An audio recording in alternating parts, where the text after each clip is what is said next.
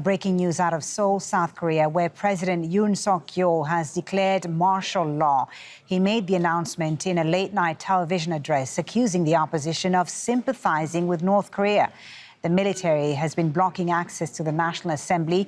Politicians from the president's own People Power Party have criticized the move, and the opposition Democratic Party leader Lee Jae-myung has called it unconstitutional. The declaration also puts the country's media and publishers under its control. It's the first time since 1979 that martial law has been declared in South Korea. 친애하는 국민 여러분. I hereby declare an emergency martial law in order to defend the Free Republic of Korea from the threat of North Korean communist forces and to eradicate the shameless pro-North anti-state forces that are depriving our people of their freedom and happiness. This measure is necessary to safeguard our constitutional order of freedom. Through this martial law, I will rebuild and protect the Free Republic of Korea, which is falling into the depths of national ruin. I will decisively eliminate anti-state forces who've been wreaking havoc under the main culprits of our nation's downfall. This is an unavoidable step to protect the freedoms and safety of the people, as well as to ensure the nation's sustainability and security against the anti-state forces attempting to overthrow our system. Let's get the latest now with Al Jazeera's Eunice Kim, who's in Seoul for us. It's just gone past 1 a.m. in Seoul. Eunice, bring us up to speed with what's been happening first at the National Assembly. Right, so we do have some developing news, Folly. We are hearing that at the National Assembly, those pictures you saw earlier of the Speaker of the National Assembly at the podium, that was lawmakers gathering to vote to request to put a halt on this declaration of the martial law. We are just now hearing that that motion has been passed by the lawmakers. The ball is now in the court then of the president in terms of whether he would honor that.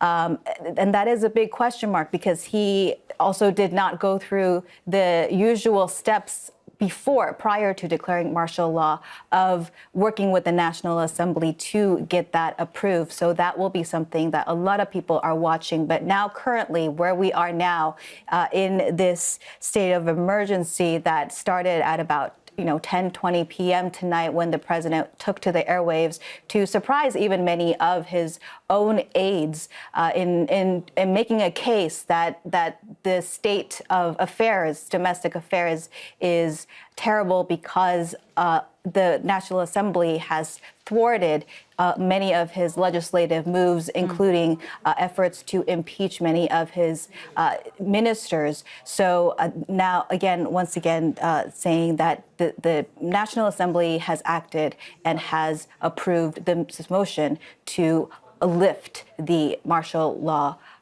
declaration. The question now being whether the president will accept this vote by the members of parliament. Eunice, the emergency that's been declared, what does it mean effectively? What's going to happen? It's nighttime, of course, now, but what's going to happen come tomorrow morning? Will the markets open? Will people be able to go out?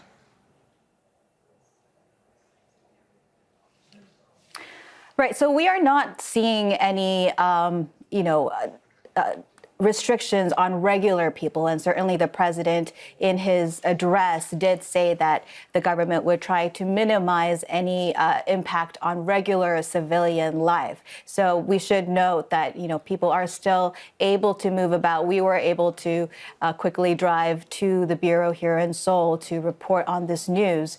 But in terms of how restrictive, people who try to gather to protest, that will be something to watch because the martial law rules do prohibit political gatherings, including gatherings at the National Assembly. So what the National Assembly just did would not align with the rules of the martial law here in South Korea. But we did hear in terms of the financial world that the stock market may close tomorrow. They are weighing their decision tonight. And we're also hearing there are many senior aides and the foreign ministry as well holding late night emergency sessions in reaction to this development. Yeah, and we do appreciate that it's late night, so difficult to gauge people's reactions now, Eunice. But how will South Koreans feel about this when people wake up tomorrow morning to hear this news? How will they react?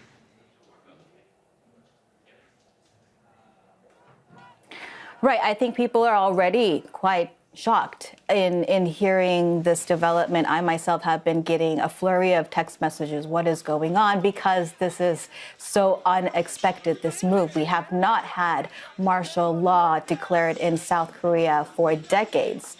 And so I think this is new territory that we have entered. How long this will last, whether, the president will honor this call from the National Assembly to stop, that will play a big part in the next steps for South Korea. But certainly right now, it's hard to tell. And as I had noted earlier, South Koreans are not shy about gathering and protesting what they feel is unjust. I mean, just a couple presidents ago, President Park Geun-hye made big news when she was successfully removed from office as a result of months and months of people coming out to the city center to call for that impeachment.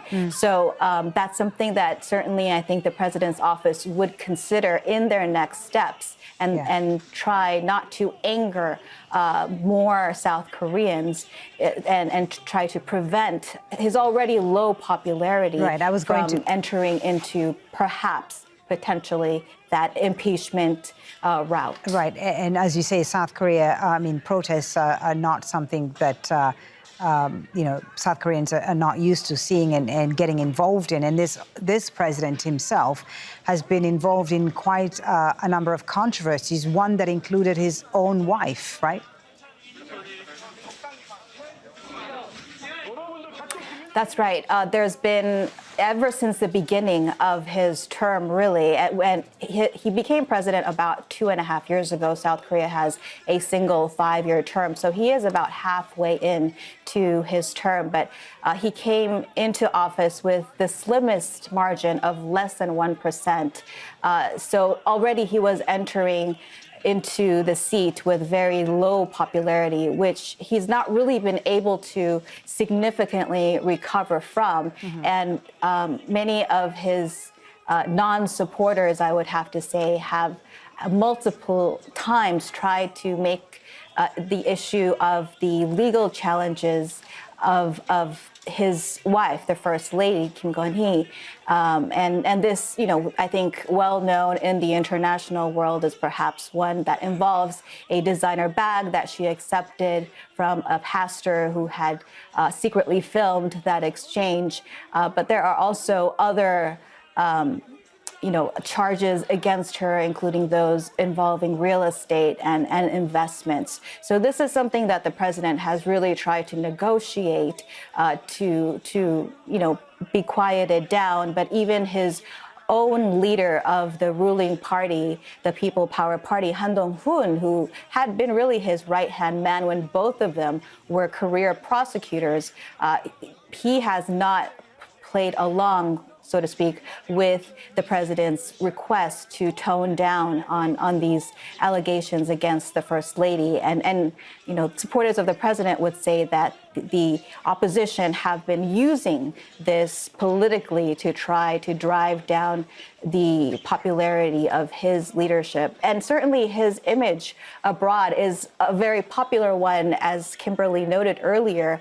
There has been breakthroughs on the diplomatic front, thanks to cooperation with Joe Biden, as well as the former Japanese prime minister. But I think internally, domestically, he has struggled to really find allies that will coalesce around him. And with the leader of the ruling People Power Party now seemingly not willing to play on his team, he may have felt like he was cornered politically, and he does not want to, spend the second half of his presidential term being a lame duck president, especially at a time when there is so many eyes on this side of the world, thanks to North Korea and its growing alliance with Russia. Thank you, Eunice, for the moment. Eunice Kim, our correspondent live there from Seoul. As we heard from Eunice, in the last few minutes, the South Korean parliament, the members of parliament who've managed to make it into the National Assembly have voted to block the martial law declaration that was made by the president a few hours ago. Let's speak to Yoon Suk Yeol about these latest developments in South Korea. He's a visiting professor at Yonsei University and is an advisor for the Ministry of National Unification of South Korea's government, and is live from Seoul. Thank you very much for being with us. So in the last few minutes, the parliament has voted to block the martial law declaration by the president. What do you think is going to happen next now? What will the president's next move be after this vote by the parliament? Well, the president may resist. The resolution passed at the parliament with a unanimous decision. 190 members of the parliament attended the emergency meeting, and all of them voted in favor of making a demand to the president's office to lift the martial law. It is up to the President Yoon Suk Yeol, to lift the martial law or still resist the demand from the parliament. But the legitimacy does not stay with the president, because the situation, according to the Article 77 of the South Korean Constitution for martial law declaration, should be something very serious, Right. as serious as a civil war or actual war. But we don't have that situation. So this is not a game that president can win. It looks like he didn't consult anyone. Well, he might have, but some members of his party were caught by surprise. What led him to make this decision, you think? And why now? Why now? You and Eunice highlight the scandals involving the First Lady, which has been his Achilles heel since his inauguration. I think he's seriously cornered, politically speaking. So this is a very desperate kind of Hail Mary for the president to turn around the table, but it's going to backfire. And now his impeachment is really in the card. Now citizens gather in front of the National Assembly building and in the streets of Seoul are shouting not just lifting the martial law declaration, but now they're shouting different slogan: president should be impeached. So now people are calling for his impeachment.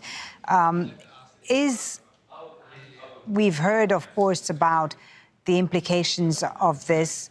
What do you see the impact being on the tensions between the North and the South? Because the president, when declaring this martial law, accused the opposition of being sympathizers of Pyongyang, of North Korea, saying that he was trying to protect South Korea from communism and so on.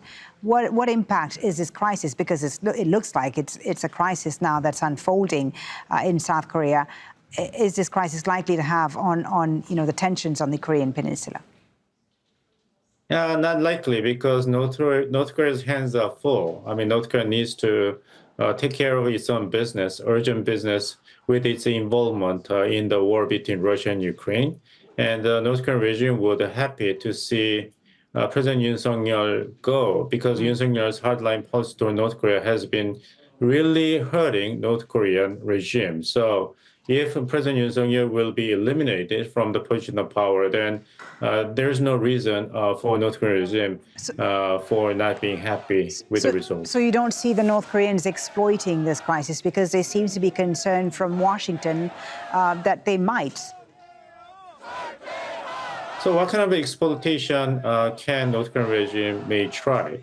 Because this is a very unstable situation in South Korea, but North Korea's ability to manipulate this situation is quite limited. Okay. In terms of, the people, you've mentioned that there are now calls for the president's impeachment. Can he survive this, you think? Well, it is highly unlikely because he brought this onto himself. Because since September this year, there has been rumors in the street in South Korea that in order to escape from a very difficult political situation with a lot of scandals, many of them involve his wife, President Yoon Suk Yeol might scheme to declare martial law. And many conservative news media and party members who support President Yoon Suk Yeol deny this rumor as groundless. But now he declared a martial law, so he has no supporter anymore. And it is very indicative that the Ministry of Education just made an announcement that tomorrow morning in South Korea, all the regular academic calendars will be, carried out without any change, even under the martial law declared. Yeah. But what would have martial law meant, in fact? I mean, what sort of measures would we have seen, will we see still? Because it's not to say that the president will still not go ahead with this despite this vote in Parliament. What would it have meant? I mean, the country has been here in the past, but the last time, as we've been saying, was in the 1980s. What would martial law look like today if it was implemented? Well, according to the martial law, then the head of the martial law committee the four-star Army general is appointed to lead. Would monopolize the not only the administration but also judiciary rights in the designated area under the influence of the martial law, and the rights to a peaceful assembly and freedom of express would be greatly curtailed by the authority of the martial law committee. You said a moment ago, Yoon Suk Yeol, that the president has no supporters now after this declaration he made and after the vote we've seen in Parliament. But what about within the military? He did make some key appointments recently in the military. What sort of support does he have? Well, I mean, that's a very good question. First of all, his right-hand man, Han Dong-un, the chairman of the ruling party, quickly made an announcement that this martial law declaration was unlawful, and he would be leading his party members to side with innocent citizens to request the martial law declaration to be rescinded immediately by the president. So the ruling party members already defected from the president's office.